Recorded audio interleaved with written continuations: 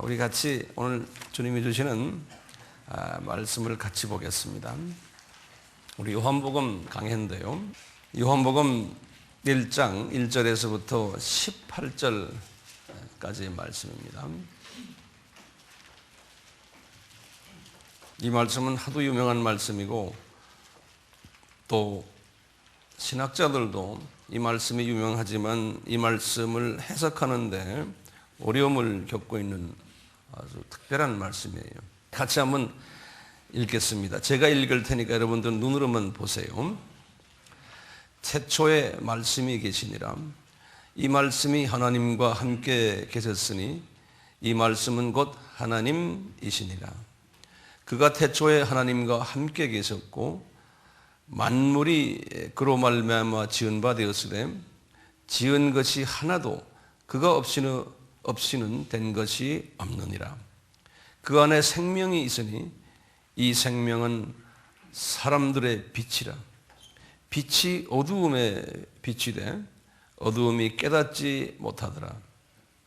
하나님께서 보내심을 받은 사람이 났으니 이름은 요한이라. 저가 증거하러 왔으니 곧 빛에 대하여 증거하고 모든 사람으로 자기를 인하여 믿게 하려 함이라. 그는 이 빛이 아니요 이 빛에 대하여 증거하러 온 자라. 참빛 곧 세상에 와서 각 사람에게 비치는 빛이 있었으니 그가 세상에 계셨으며 세상은 그로 말미암아 지은 바 되었으되 세상이 그를 알지 못하였고 자기 땅에 오매 자기 백성이 영접치 아니하였으나 영접하는 자 곧 그 이름을 믿는 자들에게는 하나님의 자녀가 되는 권세를 주셨으니 이는 혈통으로나 육정으로나 사람의 뜻으로 나지 아니하고 오직 하나님께로서 난 자들이니라. 말씀이 육신이 되어 우리 가운데 거하심에 우리가 그 영광을 보니 아버지의 독생자의 영광이요 은혜와 진리가 충만하더라. 요한이 그에 대하여 증거하여 외쳐 가라사대 내가 전에 말하기를 내 뒤에 오시는 이가 나보다 앞선 것은 나보다 먼저 계심이니라 한 것이 이 사람을 가리킴이라 하니라. 우리가 다 그의 충만한 데서 받으니 은혜 위에 은혜더라. 율법은 모세로 말미암아 주신 것이요 은혜와 진리는 예수 그리스도로 말미암아 온 것이라. 본래 하나님을 본 사람이 없으되 아버지 품속에 있는 독생하신 하나님이 나타내셨느니라. 아멘. 이 부분은요, 이 처음 18절이요. 이 처음 18절은 요한복음의 서론이 되기도 하고요. 또 본론 또는 결론까지 되는 말씀이에요. 자, 다시 제가 말씀드립니다. 지금 이 18절은요, 서론의 말씀이고 또 본론과 결론의 말씀이에요. 그러니까 이 18절이요, 성경 이 요한복음 21장 전체를 엑깃으로 이렇게 묶으신 그 부분이, 이 부분이. 그렇기 때문에요, 이 신학자들도 이 부분을 해석하는데 좀 어려움을 겪고 있어요. 이 공관복음 우리 공부했잖아요. 이 공관복음과 이 요한복음의 차이점이 있다면 우선 이 첫 서론에서 차이점이 있어요. 공관복음은 서론에서 예수님의 족보, 탄생, 유아 시절 이런 부분을 먼저 서론에 쓰셨어요.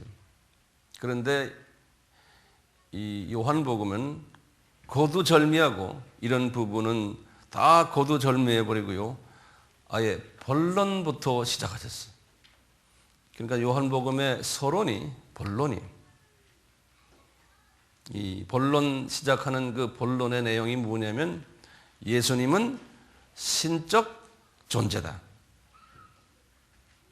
이 말은 무슨 말이냐면 예수님은 이 세상 분이 아니시고 윗세상 분이시다. 저 윗세상 분이시다. 이런 내용이에요.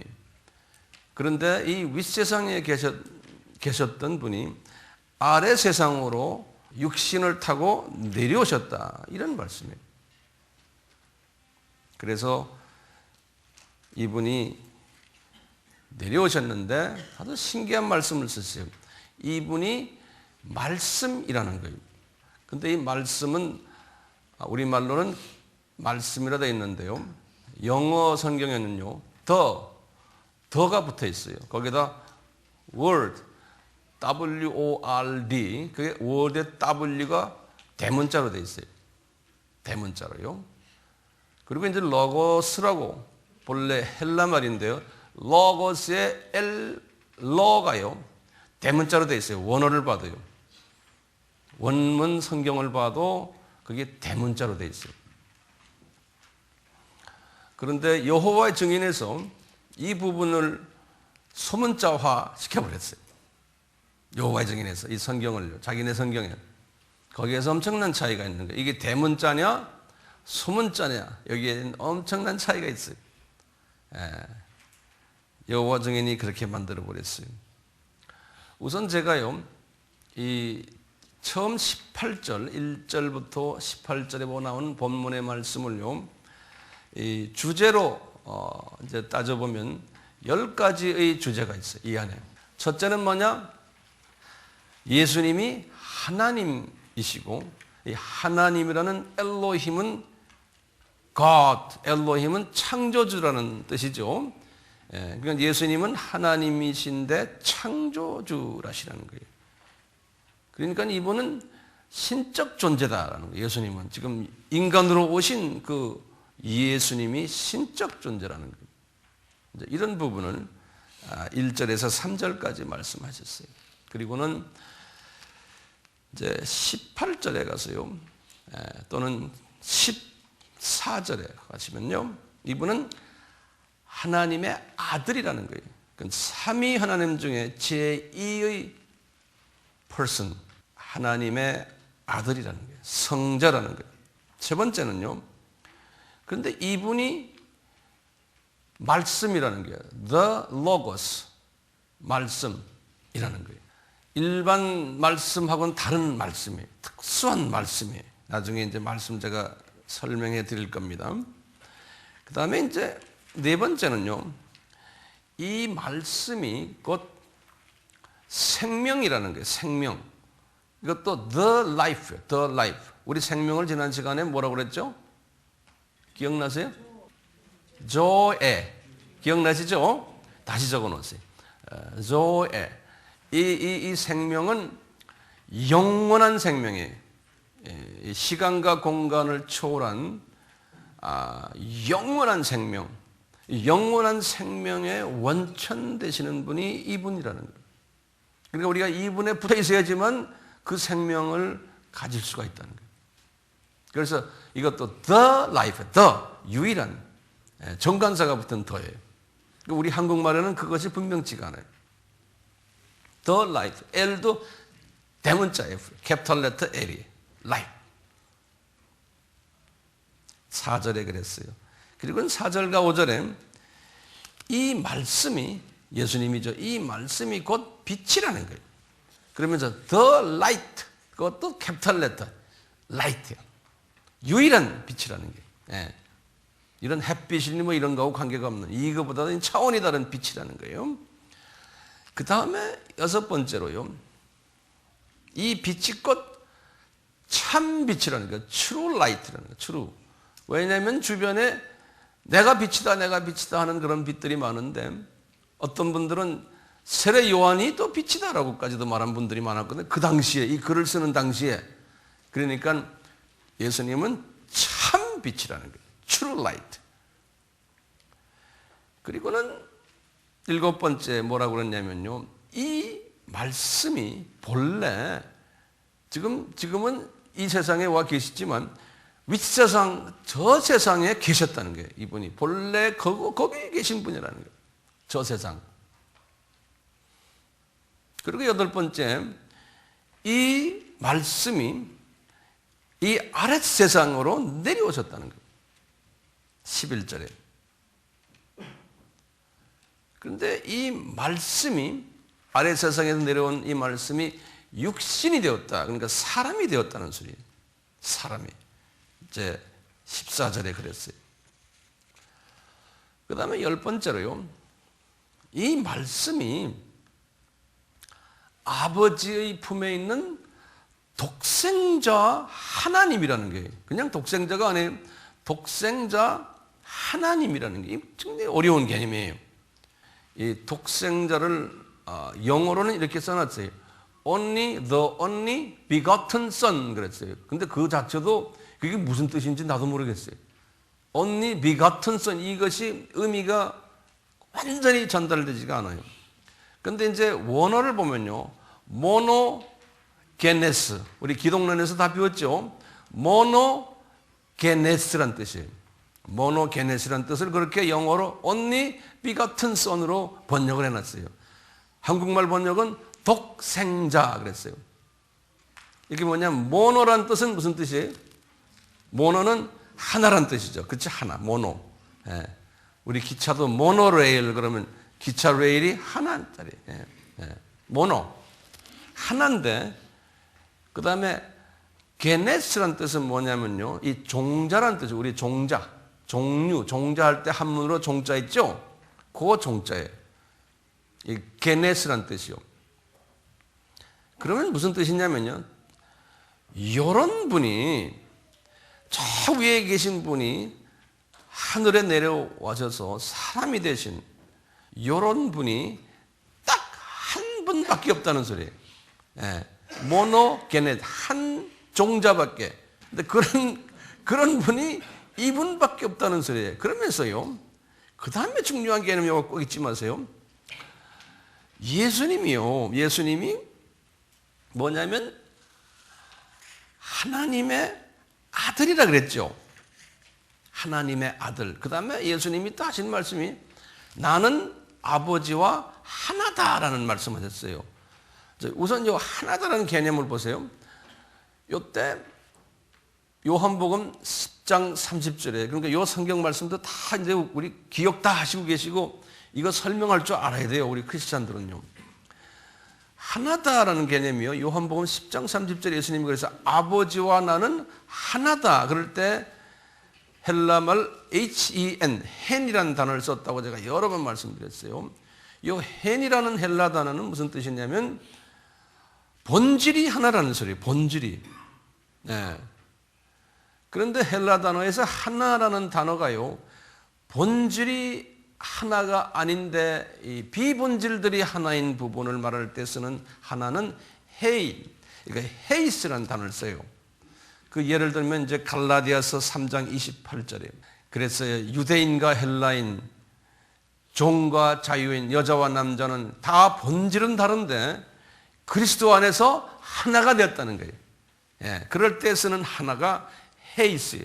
나와 여러분들은 다 우리는 예수 안에서 뭐예요? 헤이스예요? 아니면 헨이에요? 헤이스예요, 우리는. 예.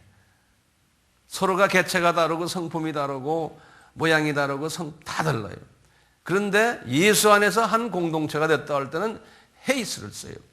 근데 예수님이 아버지와 나와 하나다 할 때는 그 헤이스라는 단어를 쓰지 않고 헨이라는 단어를 썼어요. 헨. 그 말은 뭐냐면 본질이 똑같다는 거예요. 양도 같고 질도 같고 성품도 같고 다 같다는 거예요. 그럴 때 쓰는 단어예요.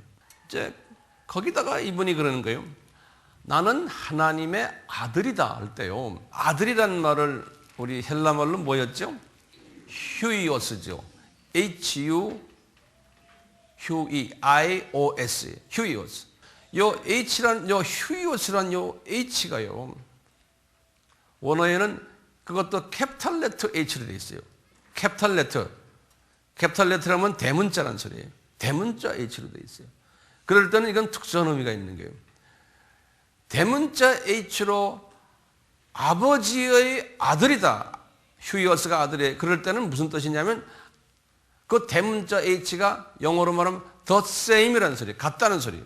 그러니까 아버지와 같다라고 쓸 때 대문자 H를 써요. 그런데 아들이란 개념이 100% 같다는 소리예요. 그러니까 밑에 한 계급인 낮다는 그런 의미는 아니에요. 그런 의미를 쓸 때는 캐피탈 레터를 안 쓰고 스몰 레터를 써요. 그러니까 내 아들 하면 내 한 단계 낮은 분이죠. 그럴 때는 그렇게 써요. 근데 이 대문자 H는 equal이라는 소리, equal. 아버지와 equal이라는 소리. 자, 그렇기 때문에 처음 보세요. 이분이 아버지와 본질이 같고, 됐죠? 본질이 같고요. 그 다음에 아버지와 계급이 같아 있어. The Son of God이에요.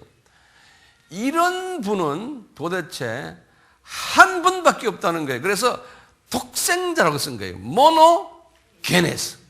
이 개념을 우리가 이해하기가 쉽지는 않지만 이렇게 이해하세요. 그러니까 이런 분은 피조물 속에 없다는 거예요. 이 창조주 세계에 한 분밖에 없는 이런 관계성이라는 거예요. 그러니까 우리의 이해를 피조물적으로 이해하면 안 돼요. 그렇기 때문에요, 이걸 우리가 피조물들의 이성으로 이해하려니까 상당히 힘든 개념이에요, 이 부분이. 그래서요, 특히 지금 요한복음은 누구를 상대로 썼어요? 마태복음은 누구를 상대로 해서 언제 썼어요? 유대인을 상대로 해서 주후 52년에서 50년에서 52년. 그 다음에 누가복음은 이방인을 상대로 해서 주후 60년에서 62년. 그 다음에 마가복음은 핍박받는 그들을 위해서 주후 60한 5년에서 60한 7년 그 정도 쓰신 거죠. 마가복음은요. 그러면서 지금 60한 8년 바울이 이제 순교당하고 주후 70년 사건 일어나기 곧 중간 사이에 지금 이 마태, 누가, 마가복음의 수신자들이 이분들이 이 신성 부분이 약했던 분들에게 유대인과 그 다음에 뭐예요? 이방인 크리스천들에게 지금 예수님의 신성을 이야기해 주는 이야기가 지금 이 복음이에요. 그렇죠? 그러니까요, 이방인들은 어떤 문화 속에 살고 있는 사람들이냐면 헬라 문화 속에 살고 있는 사람들이에요. 헬라는 이성주의가 강한 사람들이에요. 그 다음에요, 유대인들도요, 디아스포라 유대인들, 많이 지금 외국에 나가 있는 사람들이 어디에 나가 있냐면 헬라 문화권 속에 나가 있는 사람들이 500년, 600년을 살던 사람들, 그 안에서 교육받은 사람들이. 우리도 미국에 유학을 가서 한 2, 3년만 있어도 벌써 미국 사람이 돼버려요. 그런 식으로요. 근데 수백 년을 그렇게 살았으니까 유대인이지만 헬라화된 사람들이에요. 그러면서 유대적인 백그라운드를 가지고 있는 사람들이에요. 이런 사람들에게 이 예수님의 이 모노게네스를 설명을 하려니까 굉장히 힘이 든 거예요. 왜? 이성주의적인 사람들인데 이성을 가지고 이해하려고 그러는데 이성 밖의 이야기를 해주려니까 힘든 거예요. 그래서 성령님께서 이제 요한에게요, 이 부분을 설명하도록요, 요한에게 지혜를 주셨어요. 이 지혜가 뭐냐면 지금 헬라 문화와 이 유대 문화를 잘 융합해서 지금 이 모노게네스의 사상을 한번 집어넣어 줘라. 그것이 뭐냐면은 하늘 문화, 저 윗 문화예요. 윗 문화를 그대로 통째로 이거 받아라, 이건 진리다, 이렇게 하지를 않으셨어요. 하늘 문화를 잘 배합했어요. 지금 이 세상, 아랫 세상 문화 속에 집어넣어 가지고 본질은 변하지 않으면서 이 아랫 세상 문화에 언더스탠딩 되도록 설명해 주는 것을 우리 선교학에서는 뭐라고 그러냐면 상황화라 그래요. 상황화. 영어로 제가 어디다 써놨죠? contextualization이라고 그래요. 요거는 좀 같이 외우세요. 이게 이제 선교학에서 나오는 용어지만 이제는 일반 교회에도 이것이 퍼지기 시작을 해요. 1970년대에 만든 용어인데요. 그러니까 이런 건 사전에 찾으면 없어요. 이게 컨텍스트라는 말은 뭐냐면 상황이라는 소리예요. 상황. 컨텍스트라는 게 주어진 그 상황. 그 주어진 상황, 그 상황을 무시하지 말고 그 상황에 맞게 나의 메시지를 그 상황에다 집어넣어 가지고 설명해 주라는 소리. 그것을 상황화라 그래요, 한국말로. 그러면 한번 다시 정리해 볼게요. 이 상황화가 뭐라 그래요? 윗 상위 문화가 아래 문화로 가거나 또는 수평적으로 이 문화가 저 문화로 갈 때, 근데 이 문화의 메시지가 저 문화로 메시지로 넘어갈 때 내 문화를 그냥 가지고 와서 이야기하는 거는 저쪽 문화 사람들이 못 알아듣는 거예요. 예컨대 이제 미국 문화가 한국에 와가지고 전부 미국식으로 이야기를 해요. 그럼 우리 한국 사람들이 바다 냄새 나무나 못 알아듣겠어 그런다고요. 그러니까 미국 사람들이 와서 미국에서 우리 교육받은 사람들이 와서 한국에 와서 이야기할 때는 될 수 있으면 미국 예화를 들면 안 돼. 미국적 스타일로 이야기하면 안 돼. 그렇죠? 빨리 코리안적으로 바꿔야 돼요. 그래야 코리안들이 편안하게 들어요. 그런데 매일 말할 때마다 저도 상황화가 아직 많이 안 됐죠. 이제 이런 부분이요. 자, 이 상황화라는 말이 있고요. 그 다음에 토착화라는 말이 있어요. 이건 다른 말이에요. 토착화라는 말은요, 무슨 소리냐면요. 이 내가 가지고 있는 내 문화의 것을 완전 포기해버리고 받는 문화 쪽으로 그냥 가버리는 게 토착화예요. 그러다 보니까 무슨 문제가 생기냐면 내가 가지고 있는 내 문화에서 가지고 있는 이 진리가요. 저쪽 문화로 가는 과정 속에서 저쪽 토착화를 시켜버렸기 때문에 의미가 달라져 버린 거예요. 의미가. 네. 이제 이런 부분이 토착화의 문제점에 이제 예를 제가 하나 드리면요. 이 종교 개혁이 언제 일어났죠? 1517년이죠. 그때부터 2차 전쟁이 언제 끝났어요? 1945년. 한 500년 요 사이를 뭐라고 그러냐면 영어로는 colonial period라고 그래요. colonial period. 한국말로는 뭐죠? 식민주의 시대예요. colonial period. 식민주의 시대예요. 그 500년 동안요. 이게 무슨 말이냐면요.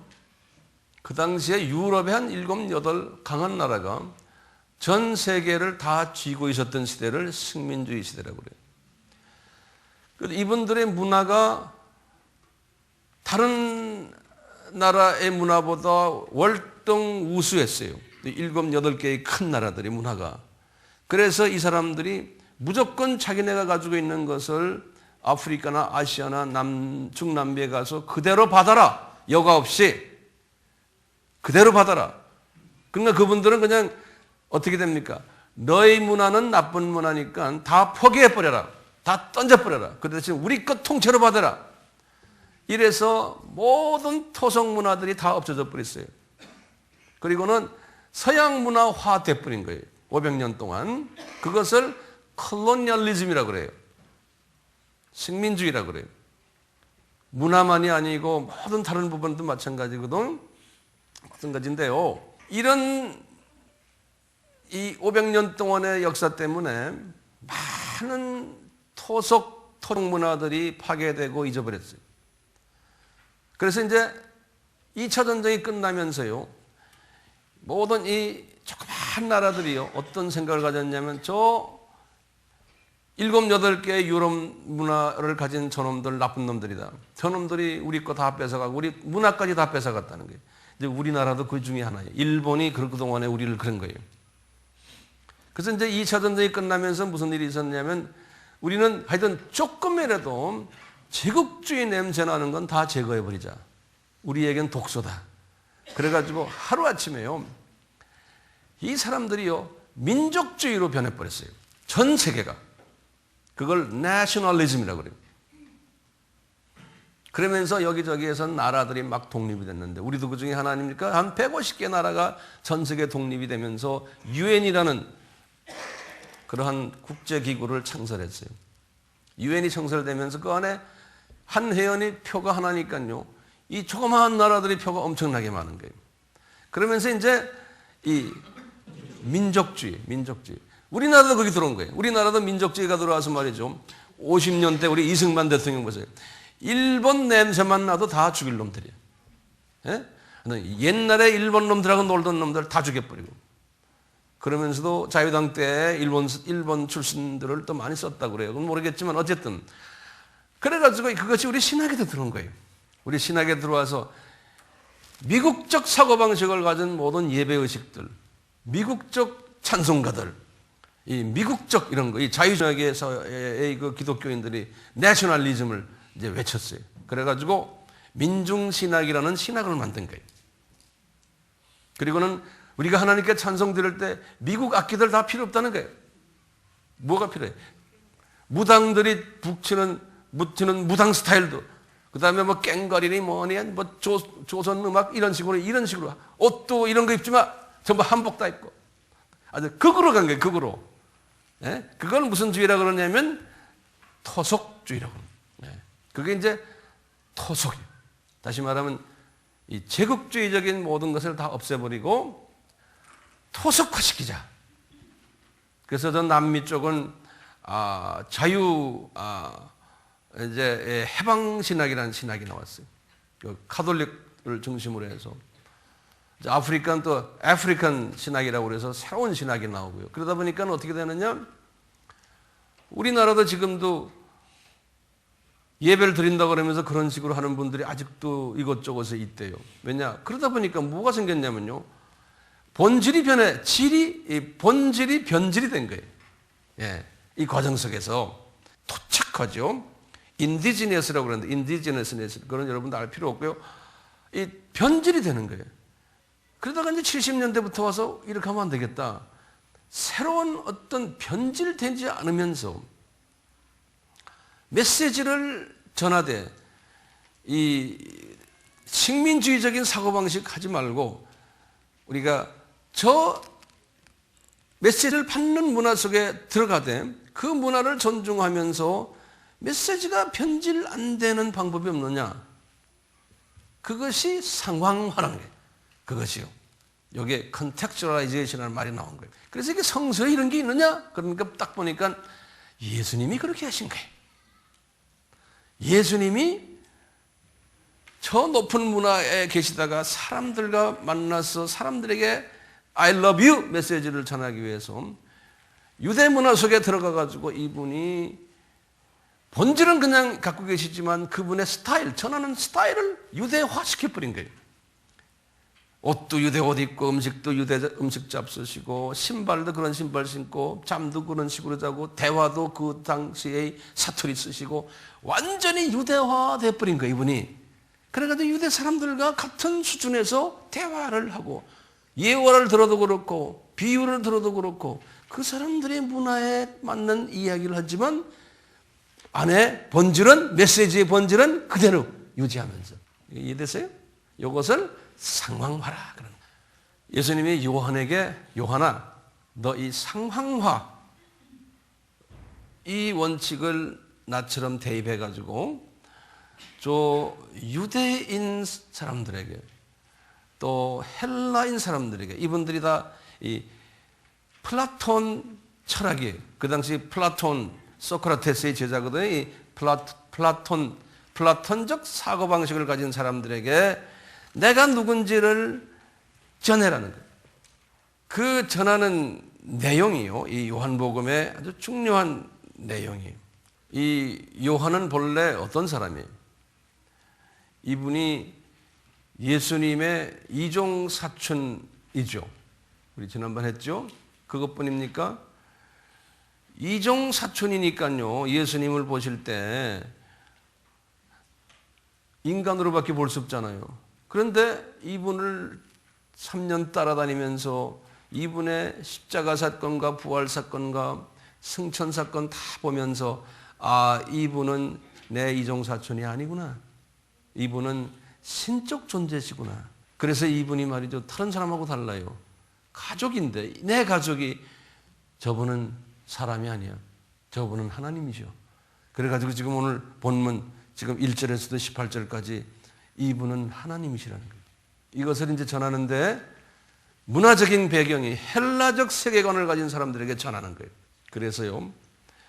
우선 이 헬라적 사고가 뭔지를 제가 좀 말씀을 드리려고 그래요. 헬라적 세계관을 보시면 헬라적 세계관 하면요. 여러 가지 표현들을 해요. 플라톤적 세계관이다 그래요. 또는요, 공간적 이원론이다 그래요. 이원론. 존재론적 이원론이다 이런 말 써요. 왜냐하면 플라톤적 세계관은요, 이원론이 이원론. 이원이라는 뜻은 좀 있으면 알겠다. 다시 말하면요,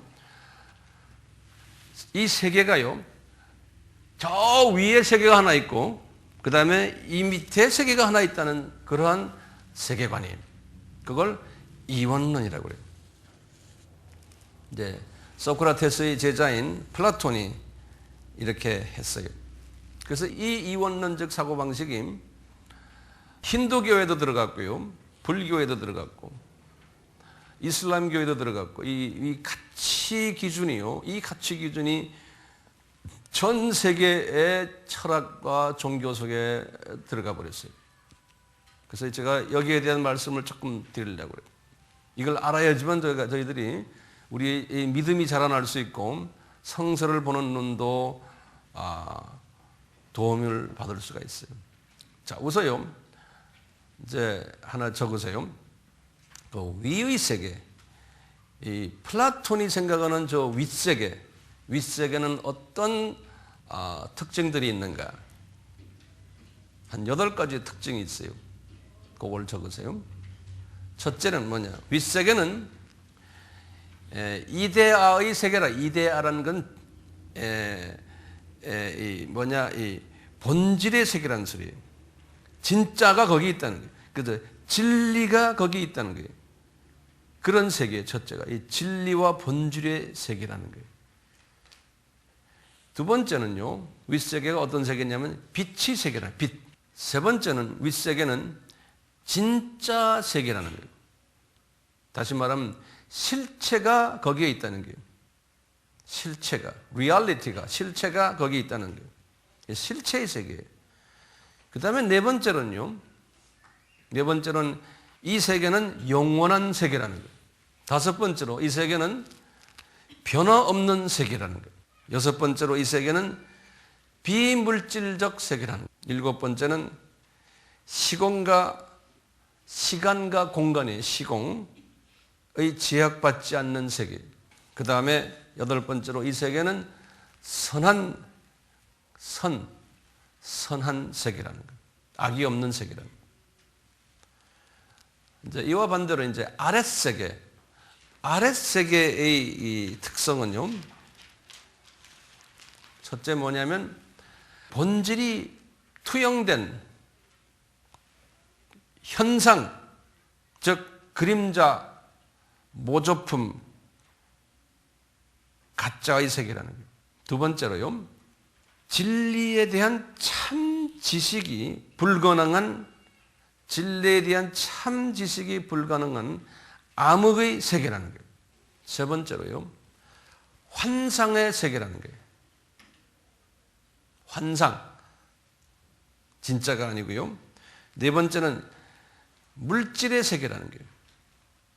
다시 말하면 우리 몸, 이 몸도 물질이거든요. 이 몸의 세계라는 거예요. 육이 있는 세계라는 거예요. 다섯 번째로는 시간의 세계. 여섯 번째는 변하는 세계. 일곱 번째로는 시간과 공간의 제약을 받는 세계. 그래서 여기에는 네 가지 고통이 있어요. 사고라 그래서요. 병들고 아프고 병들고 죽고. 사고가 뭐죠? 생로병사. 생로병사. 예. 이런 게 있는 세계라는 거예요. 그 다음에 여덟 번째로요, 이게 악한 세계라는 거예요. 악한 세계. 악의 세계라는 거예요. 자, 우선 요 개념을 우선 가지고 계세요. 요 개념을 가지고, 그 다음에 두 번째 개념은 제목을 이렇게 적으세요. 이 플라톤의 인간론이 있어요. 플라톤의 인간론. 다시 말하면 헬라적 인간론이 첫째요. 인간의 진정한 자아는, 인간의 진정한 자아는 저 윗세계에 있는, 윗세계에 속해 있는 영혼이라는 거예요. 지금 이 세상에 있는 영혼이 아니고 윗세계에 속해 있는 영혼이 인간의 진정한 자아라는 거예요. 그런데 두 번째요, 인간이 이 소우주가 되었다 그래요. 마이크로코스모스. 이 말은 무슨 소린가 하면요, 인간이 저 윗세계에 있다가 아랫세계로 내려왔다는 거예요. 인간이. 그래가지고요, 인간의 영혼이 내려왔다는 소리예요. 인간의 영혼이 아랫세계로 내려와가지고요, 아랫세계의 본질이죠. 아랫세계의 본질인 물질이에요. 물질을 몸. 아랫세계의 본질인 물질인 몸 속으로 싹 들어가 버렸다는 거예요. 영혼이. 저 위에 있는 영혼이 이 세계로 내려와 가지고요, 몸이라는 물질 속에 들어가 버렸다는 거예요. 그래서 영혼이요. 그래서 이 진정한 영혼이 몸의 감옥이 되어버리고 몸의 무덤이 되어버렸다는 거예요. 그 속에 들어가가지고. 거기 이제 인간을 이야기하는 거예요. 그래가지고 그 안에서 나오질 못하는 거예요.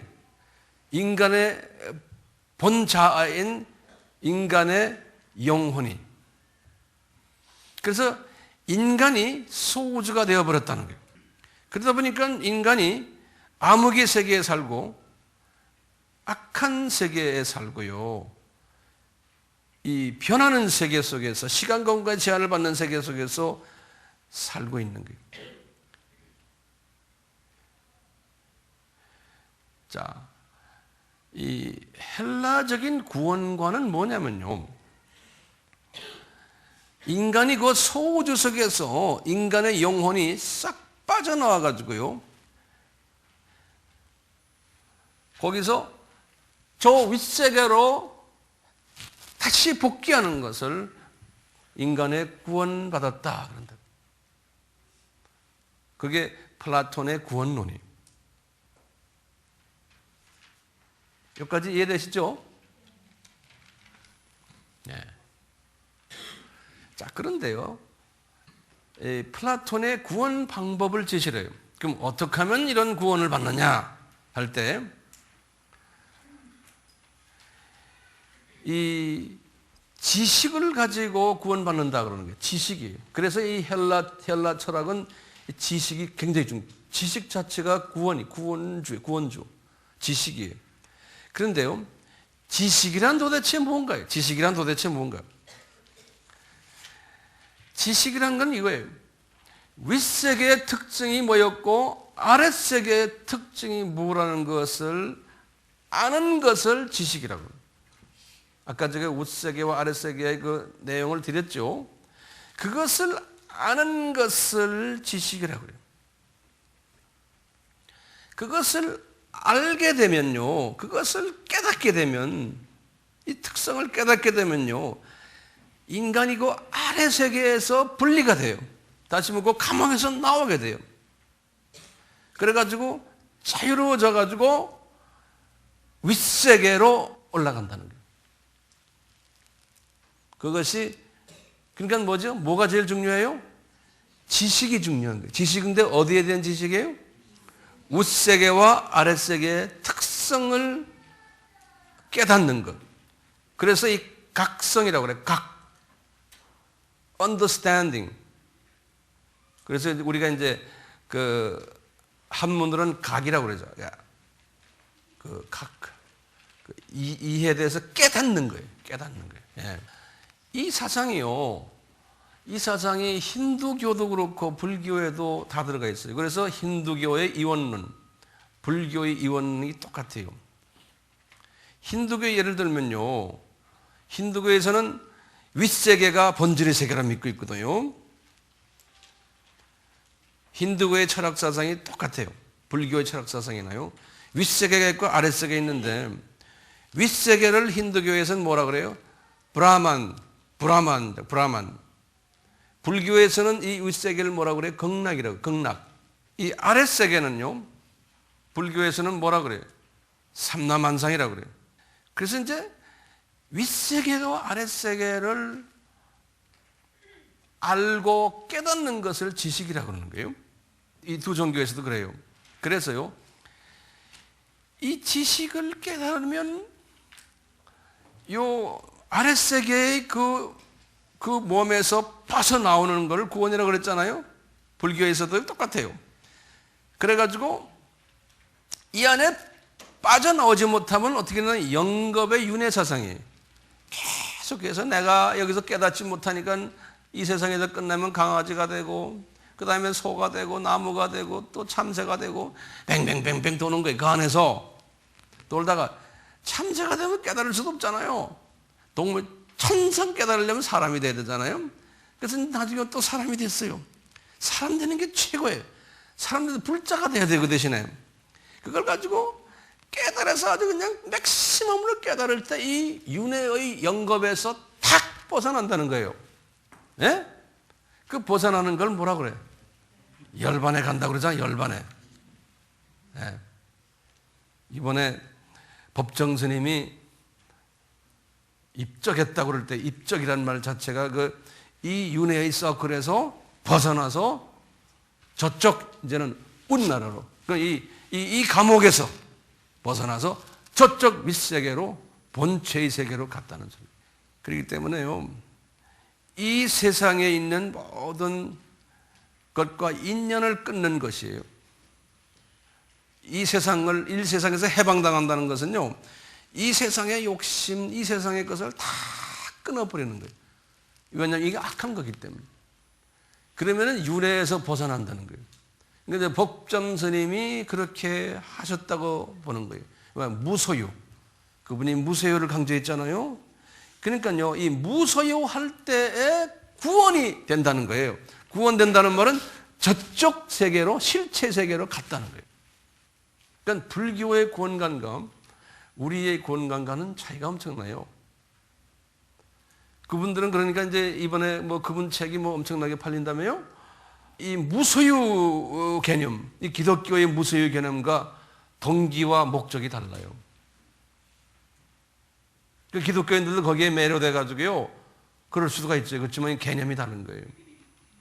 그분들은 그 무소유하면 그 자체가 구원이라고 생각하는 거예요.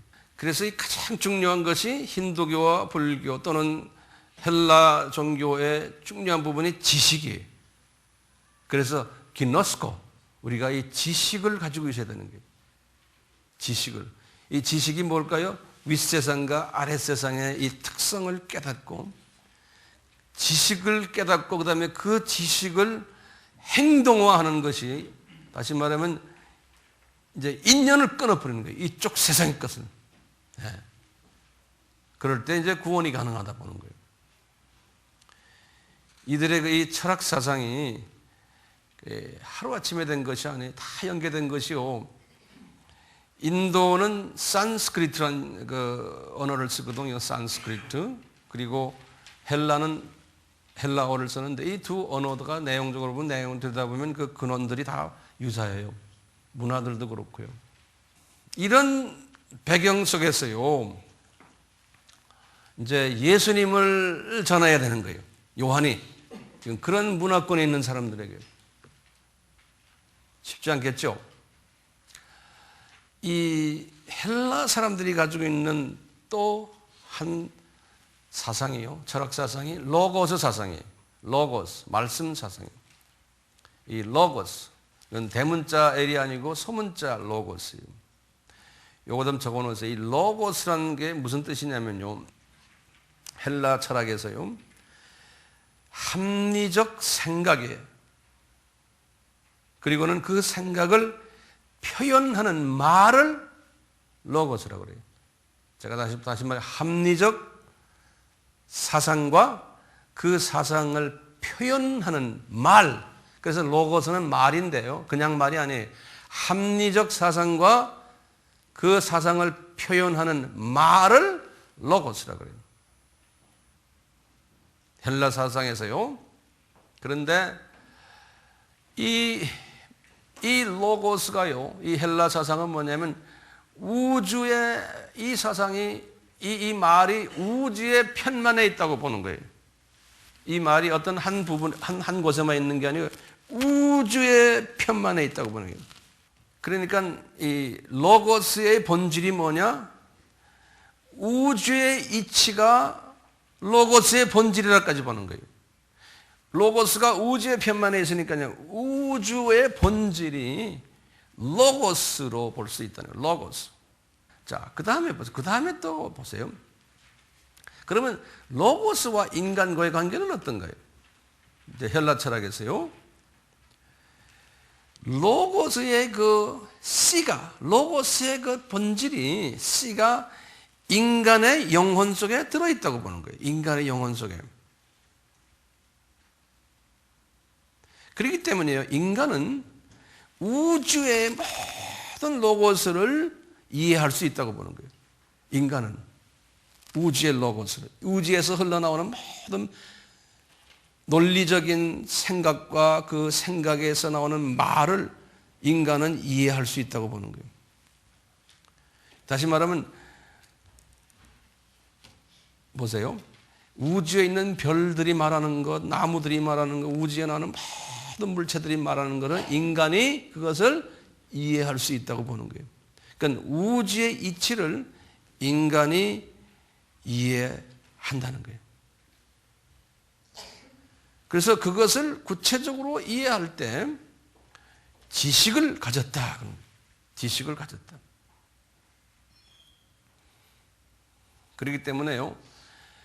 이 우주의 이치를 계시해 주는 도구가 로고스라는 거예요. 요 말을 잊지 마세요. 우주의 이치를 계시해 주는, 영어로 reveal, 숨겨놓은 것을 딱 나에게 계시해 주는 도구가 로고스라는 거예요. 말씀이라는 거예요. 우주의 편만에 있는 말씀이라는 거예요. 그렇기 때문에요, 이 말씀이 구원의 도구가 되는 거예요. 다시 말하면요, 이 말씀을 내가 이해할 때 지식이 되는 거 아닙니까? 이 지식이 구원의 도구가 된다는, 아까 그 말씀과 연계가 돼요. 그래서 내가 이 말씀을 깨달을 때, 이 우주의 편만에 있는 이 우주의 이 로고스를 내가 깨달을 때, 그것을 내가 지식을 가졌다, 이렇게 생각하는 거예요. 그러니까 이 지식을 가진 사람은 아랫세계의 특성을 깨닫고, 아랫세계에서 내가 깨닫는 순간에 아랫세계에서 해방을 당할 수 있는 거예요. 거기서 나오는 거예요. 이걸 깨달을 때. 예. 그리고는 내가 윗세계로 복귀하는 거예요. 그것을 구원받았다는 거예요. 이런 그 우주의 로고스가요, 계시의 수단이 되고 또 구원의 수단이 되는 거예요. 이 헬라 철학에서요. 우주의 로고스가. 이런 백그라운드를 가지고 요한이 말이죠, 이제 상황화 접근을 한 거예요. 복음을.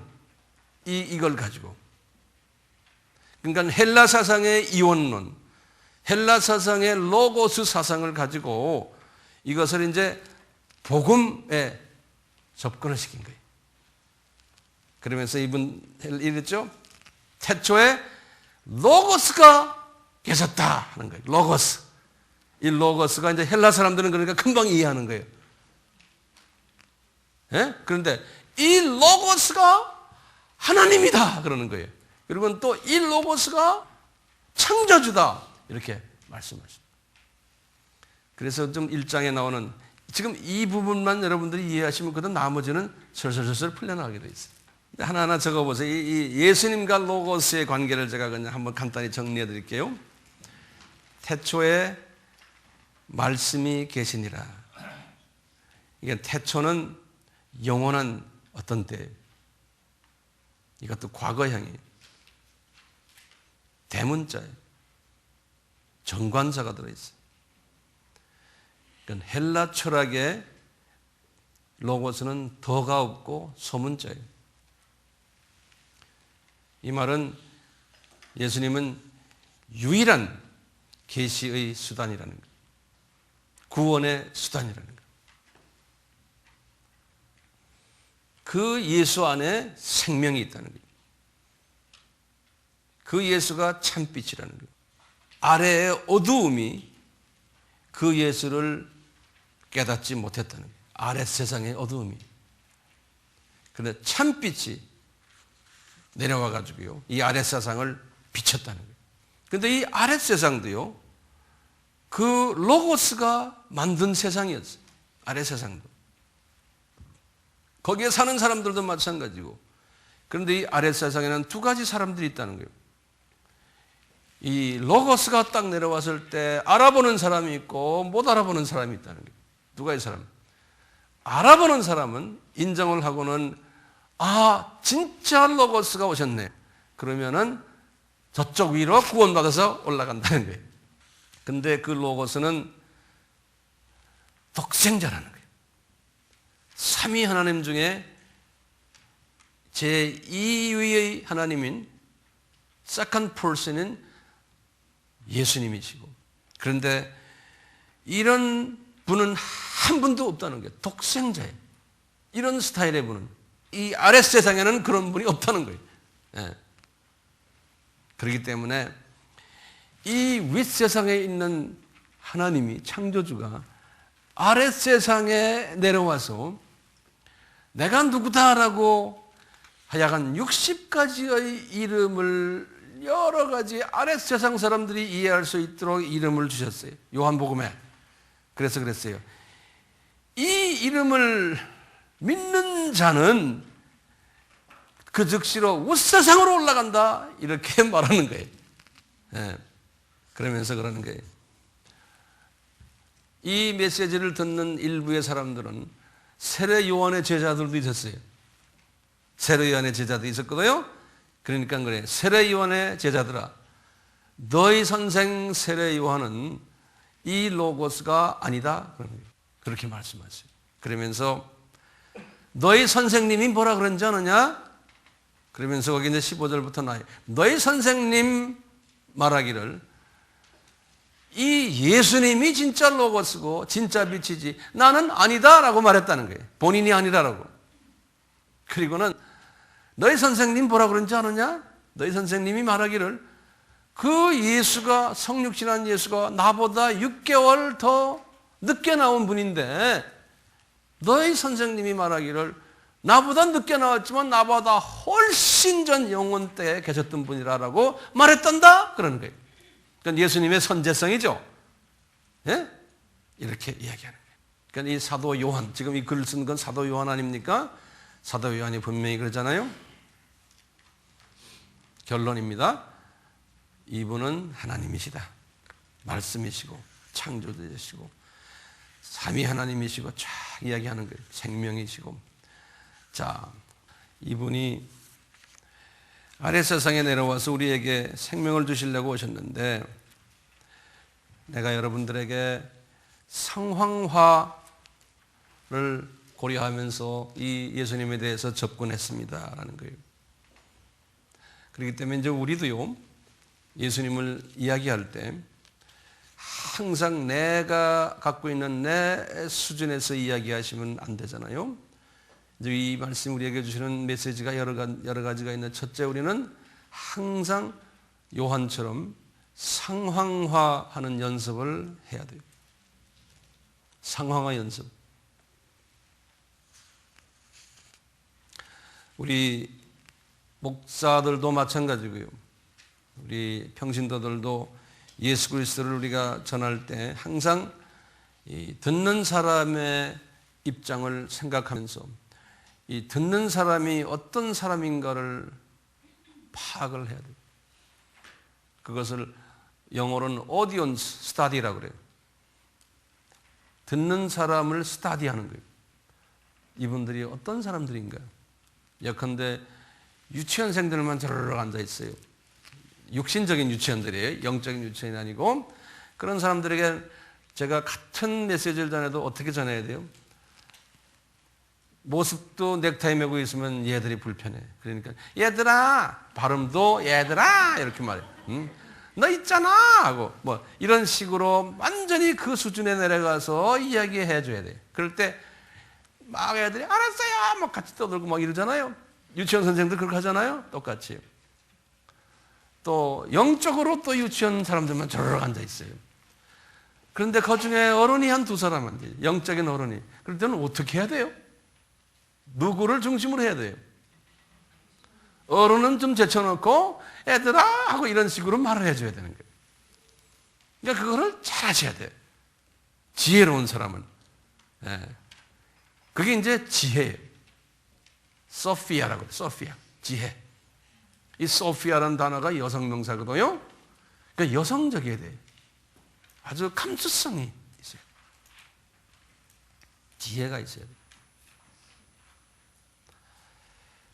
우리가 선교하는 사람들도 마찬가지예요. 이 상황화를 잘해야 돼요. 내가 예를 들어서 네팔이라는 나라 갔으면 그 나라 문화를 빨리 내가 습득하고 그 나라 사람들의 스타일을 내가 빨리 알고 그 사람들이 예배 방식, 그분들이 어떤 스타일의 말을 하는 걸 좋아하는가 그래야 돼요. 그런 나라들 가면 목사님들이 넥타이 맨 목사님은 하나도 없어요. 이 제3세계 가면요. 주일날에도요 그냥 캐주얼, 그냥 일반 옷 입고 하는 데가 많아요. 이번에도 제가 캄보디아 갔는데 나는 캄보디아 그 교회도 그런 줄 알고 말이에요. 캄보디아도 다 그냥 그러고 있거든요. 제가 넥타이 뭐 이런 양복 하나도 안 가져갔어요. 그래서 이제 딱 주일날에 이제 설교한다고 가서 그 티셔츠 하나만 입고 딱 갔거든요. 딱 갔는데 이 교회는 완전히 미국식이요. 집사, 장로, 뭐 목사 다 넥타이 메고 그러시 우리가 앉아 있는 거 까만 옷 입고. 세상에 주 강사가 티셔츠 입고 앉아 있으니 말이요. 이건 내가 이거 큰일 났구나 이거. 교인들도 쫙쫙쫙 빼고 왔어요. 세상에. 그래서 내가 이분들에 대해서 좀 더 좀 알아볼 걸. 다른 교회는 다 이렇게 티셔츠 입는데. 그래서 제가 설교하면서 올라오면서 단에 올라오면서 그 담임 목사에게 내가 귓속말로 그랬어요. 사람들 다 보는 데서는 우리 둘만. 내가 니네는 넥타이 안 매는 줄 알았는데 니네 다 넥타이 맸네. 나 이 넥타이 안 가져와서 너 좀 이해해줘. 그랬더니 알았대. 그래서 제가 올라왔어요. 네. 왜냐하면 그분들의 문화가, 그 교회 문화가 이 넥타이 문화인데 웬 그냥 이상한 사람이 와서 그냥 티셔츠 바람에 올라오니 이게 됩니까? 이 커뮤니케이션이 안 되는 거예요. 네. 그러니까 이런 거를 잘 우리 말씀 전하는 사람은 신경을 써야 돼요.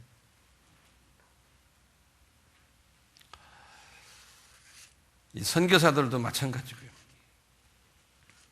이제 우리가 계속해서 이제 요한복음 보겠지만요. 오늘 본문에는 이분이 주로 헬라적인 단어들을 많이 썼어요. 표현들을요. 말씀이다, 참빛이다, 독생하다. 이런 다 헬라적인 말들이거든요. 그러다가 이제 나중에 이제 다음 시간에 보면 이제 유대적인 말도 써요. 예수님이 성전, 예루살렘의 성전이다, 이스라엘의 왕이다, 세상 죄를 제거하는 하나님의 어린 양이다. 이런 거는 헬라 사람들이 못 알아듣거든요. 유대 사람들은 알아들어요. 이런 말들을 둘을 잘 컨비네이션 하면서 이분이 하셨어요.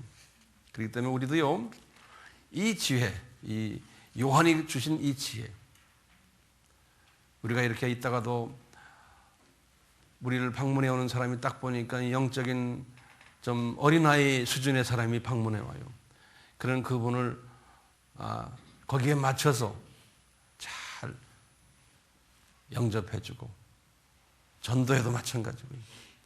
이 사상을 우리가 가졌으면 하는 마음입니다. 아멘. 네, 우리 같이 기도합시다. 하나님 아버지, 이 요한을 통해서 우리에게 방대한 하나님의 그 뜻을 헬라 문화라는 그 문화 속에서 어떻게 전하는가를 자세히 가르쳐 주심에 감사하며 우리가 이 예수 그리스도의 복음을 가지고 있는 존재들로서 이 복음을 어떻게 주변에 나와 다른 사람들에게 다른 가치관과 세계관을 가진 사람들에게 전하나를 우리가 요한을 통해서 배우게 하시고 이것이 우리 몸에 배어서 자연스럽게 나오도록 우리 모든 AMI 공동체 우리 형제 자매들에게 요한에게 주셨던 이 지혜를 허락해 주시옵소서.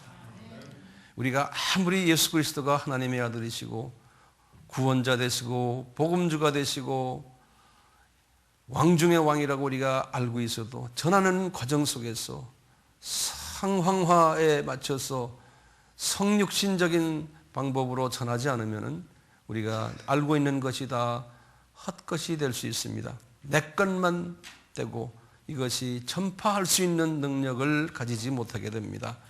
우리에게 이 요한에게 주셨던 이 지혜를 주셨어. 우리가 이 가지고 있는 보물을 많은 사람에게 나눠주는 복된 자들 되도록 은혜 베풀어 주시옵소서. 예수님의 이름으로 기도드리옵나이다. 아멘. 지금 이 시간은 예수 그리스도의 무한하신 은혜와 하나님 아버지의 극진하신 사랑하심과 이 사랑을 만방에 전하라고 명령하신, 그리고 우리에게 사랑을 전할 수 있도록 허락하신 성령님의 역사하심과 가르쳐 주심과 순종케 하심이 우리 모두에게 항상 있기를 축원하옵나이다. 아멘.